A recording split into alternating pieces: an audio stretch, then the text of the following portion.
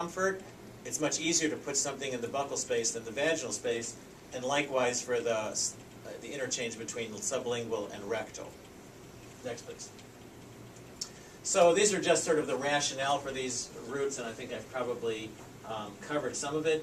Generally speaking, if you give something orally, you're going to have GI side effects. If you give it vaginally, you'll have fewer of those GI side effects, and in some cases we get improved effect, especially where we're trying to get drug to the uterus, because there's a little circulation that goes between the vagina and the uterus, a little portal circulation that just carries drug back and forth between the vagina and the uterus, so we can get drug into the uterus from the vagina in basically a flash.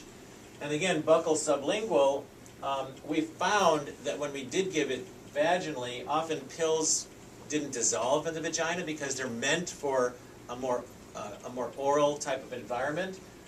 In some cases, we gave drug to the patient to put in the vagina, and she didn't know where that was. And we found it in other places. So one of the reasons we actually went away from the vaginal route was because people seemed to have a much better sense of where their mouth was than where their vagina was. So this was a very practical reason.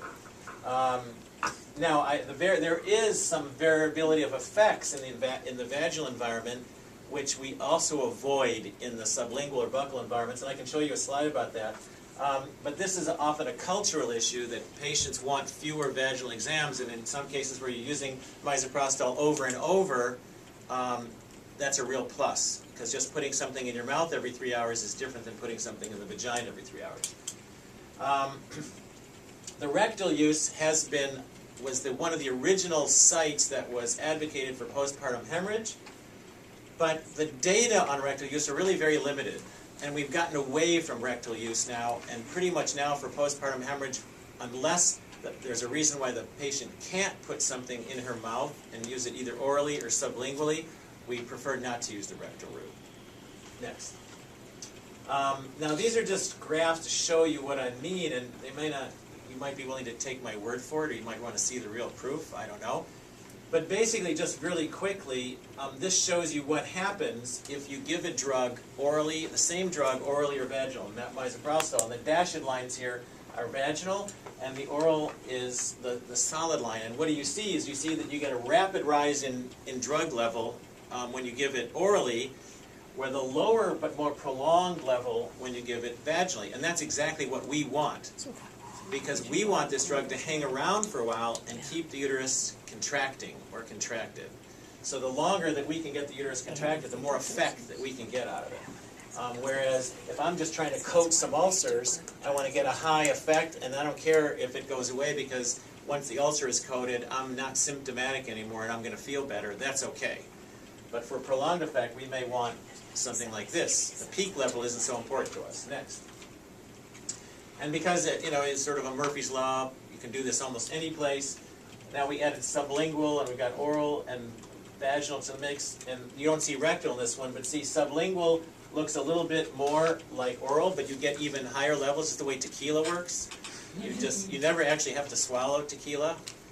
If you just swish it around in your mouth, it's 80% absorbed, and you don't have to worry about actually swallowing it. And then you see the vaginal route has this more prolonged effect, which is what we want when we want somebody to contract over a long period of time. Next. This is more of the same. Let's skip this one because it's more of the same. What's interesting is the proof of the pudding, where this study here, this is from Sweden. They gave the same dose, and then they actually had a little pressure transducer in the uterus, and they could measure what's actually happening in the level of the uterus in terms of pressure, and you can see here that the vaginal route resulted in much higher uterine pressures than the oral route, which is exactly what we're after. Postpartum hemorrhage, or in a setting of post-abortion care, or for misoprostol in conjunction with mifepristone for abortion. Next.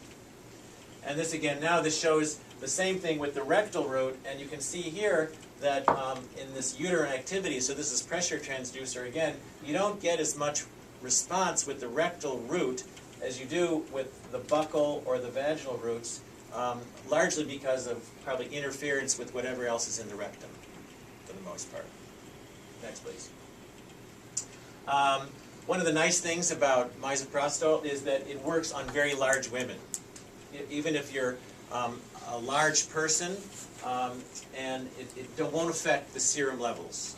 So when in the face of obesity, it doesn't really matter because misoprostol gets into the system and works in the system and then leaves the system, doesn't park itself in fat cells. Let's just keep going.